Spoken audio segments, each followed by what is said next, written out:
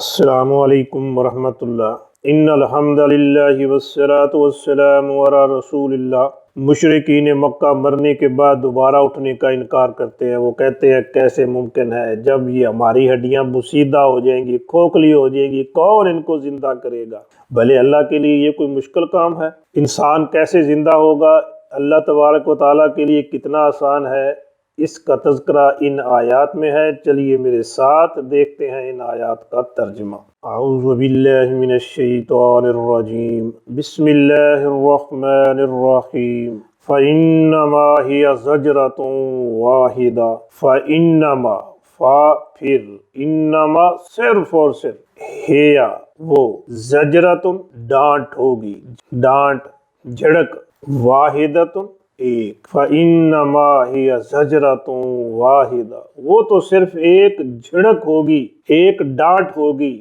سور پھونکا جائے گا، بگل بجایا جائے گا، جیسے ہی بگل بجایا جائے گا، سور پھونکا جائے گا، سب زندہ ہو جائیں گے۔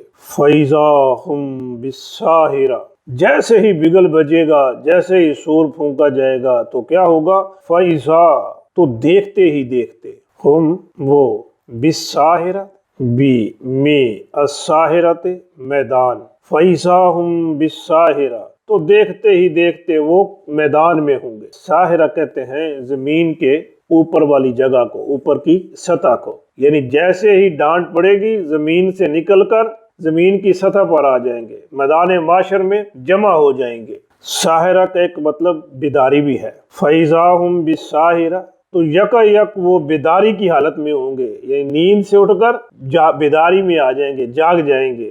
ترجمہ پھر دیکھ لیجئے۔ فَإِنَّمَا هِيَ پھر انما صرف ہیا وہ، زجرتم واحدتم ایک ہی جھڑک ہوگی، ایک ہی ڈانٹ ہوگی۔ فَإِذَا هُمْ تو دیکھتے ہی دیکھتے وہ، بِالسَّاہرَةِ میدان میں ہوں گے۔ قیامت کے دن انسانوں کو زندہ کرنا اللہ تبارک و تعالیٰ کے لیے بس اتنا سا کام ہے، اس نے کہنا ہے اور اس نے زندہ ہو جانا ہے۔ یعنی جیسے ہی بگل بجے گا، سور پھونکا جائے گا تو سب انسان زمین سے نکل میدان محشر میں جمع ہو جائیں گے۔ یہ یقیناً ہوگا اور ہمیں اس کے لیے تیار رہنا چاہیے۔ اللہ الرحمن سے دعا ہے کہ وہ ہمارا یہ وقت آسان کر دے۔ وما توفیقی الا باللہ۔